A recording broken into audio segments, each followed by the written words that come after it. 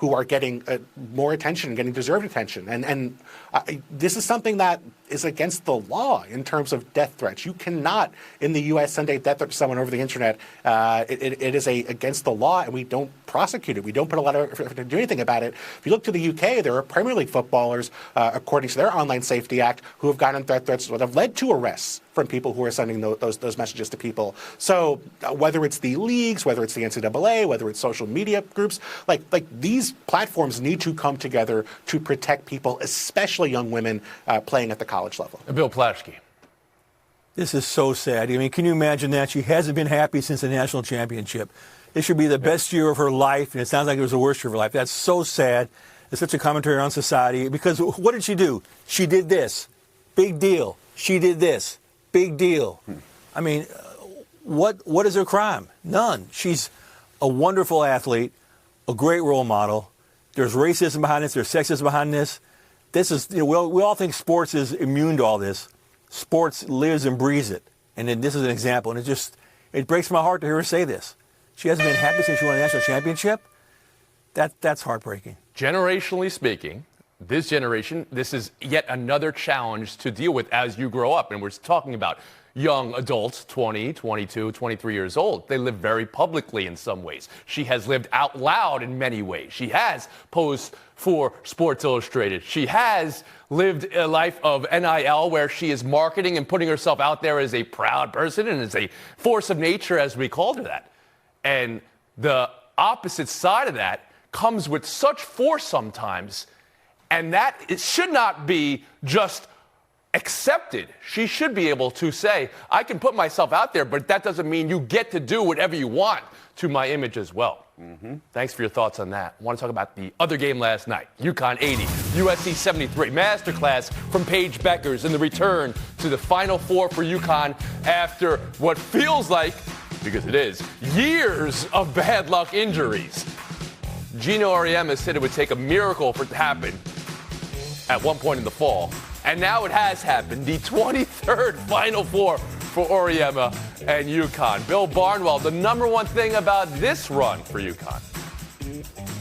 I think seeing how they've had to rely upon Paige Bueckers throughout this tournament. They've had such a thin bench, really a 5-person, 6-person rotation for the majority of the tournament. And you saw down the stretch, who did they rely upon? Who came through? It was Paige Bueckers again. 7 consecutive points, scored in the paint, hit a 3, got a defensive rebound, set up an end one down the court, got them up by 9 points. That should have ended the game. It was a little shaky down the stretch for UConn, but Bueckers taking over, to me, such an exciting opportunity, such a fun matchup coming up with Iowa. Bill, I know you had USC in this game. I know you had Final Four tickets, airline tickets already purchased to go cover that on last night's result.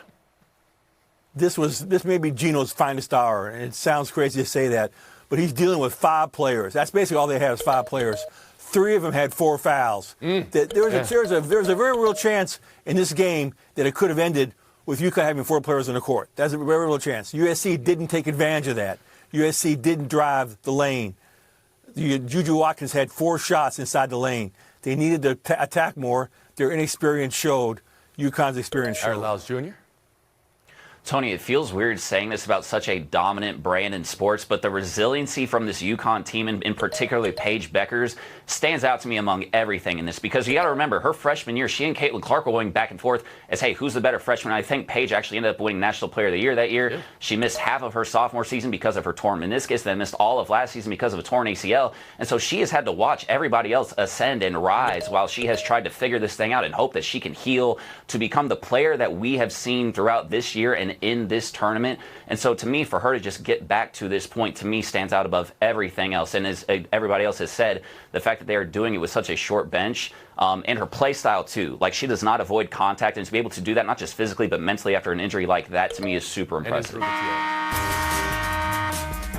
Yeah, Paige Bueckers, she knows how to win. She may have missed a year and a half, but she's been here before, and that was the difference in that game. USC took some rush shots, maybe didn't put the ball in Juju Watkins' hands. UConn put the ball in Paige's hands. She delivered, and that is what this team is. It's Paige Bueckers, it's Aaliyah Edwards, and if those two perform, everybody else follows. And they don't stop. The dream season in college basketball continues now with a Final Four that has undefeated USC and the Cinderella's NC State, and then UConn UConn versus Iowa.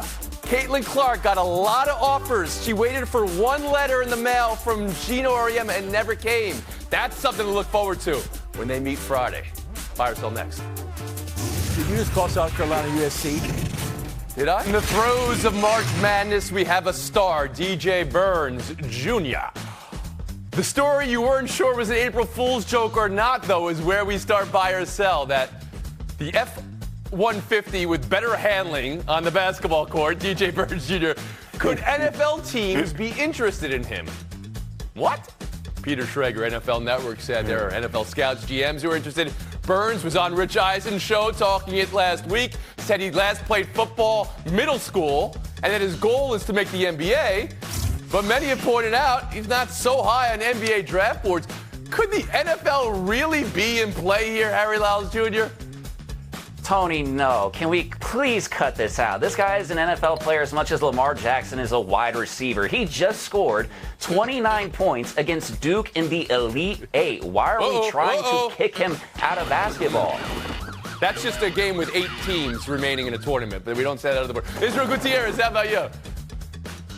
Tony, if you told me to close my eyes and imagine a 6'9", 275-pound basketball player with good post moves, some girth to him, maybe some pinchable cheeks, and a really good passer, you're talking about Zach Randolph.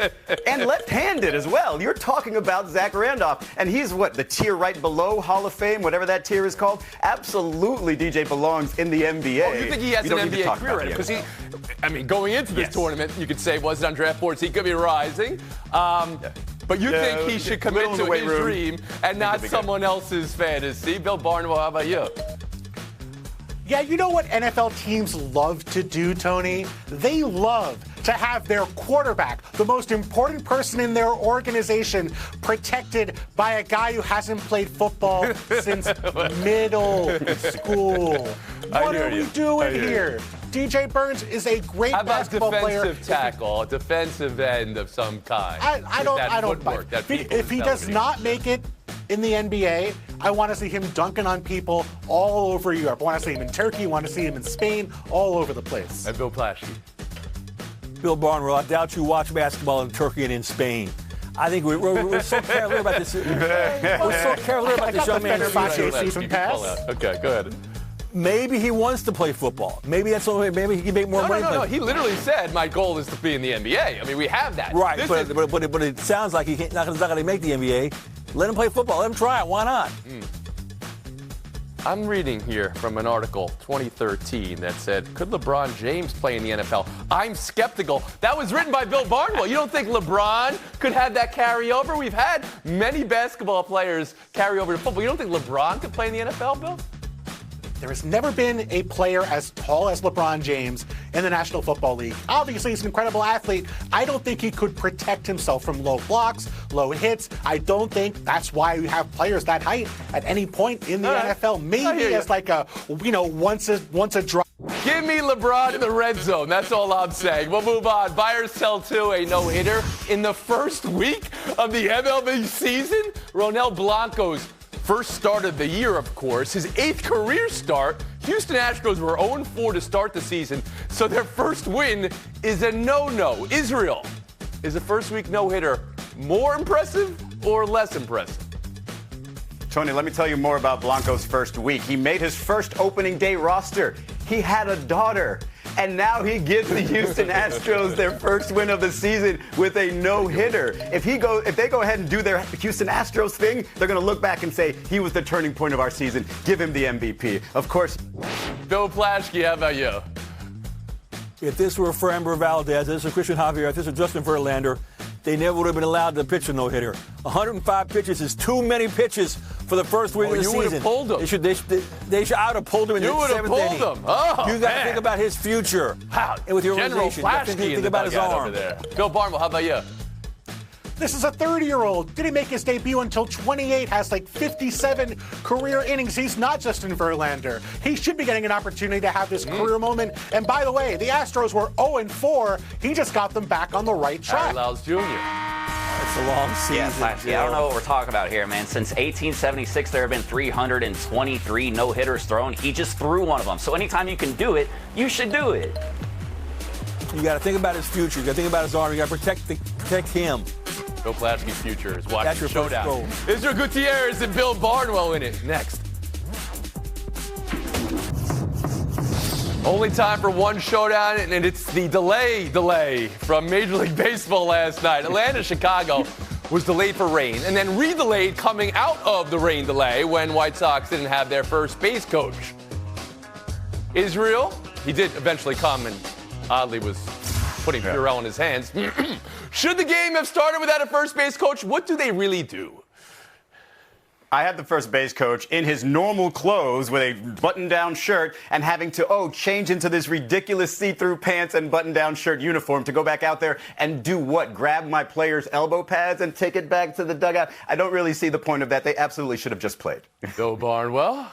This is the anxiety nightmare you have if you're a first base coach. The game is starting and I'm stuck somewhere. He had to get back on the field just to avoid being stuck in that awful dream. Mm-hmm. Sorry, was I delayed there? Bill Barnwell, 30 seconds of FaceTime.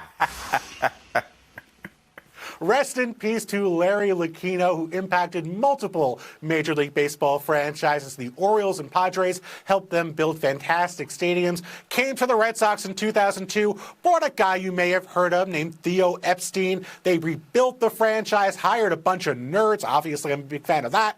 Won multiple championships in Boston, something which seemed impossible. Renovated Fenway Park. Left the Red Sox in a much better place than they were when he got there, as was the case with his prior organizations. Just a guy who changed baseball in so many different ways without ever stepping onto the field as a player. Rest in peace, Larry Lucchino. Very nice, Bill Barnwell. So I don't know. He had the renovated Fenway Park. He had Petco Park. And he had Camden Yards. Is that what you're telling me? That's somebody who knows how to build a ballpark. Triplets. That's some of the greats. All right, we're done here. Thanks for coming around. We're on a 23-and-a-half-hour break. Israel Gutierrez, another day. You can't talk about your Florida Panthers. Then why would you want to? No, This but is the Knicks Heat best day to tonight. talk about The this. Knicks Heat tonight.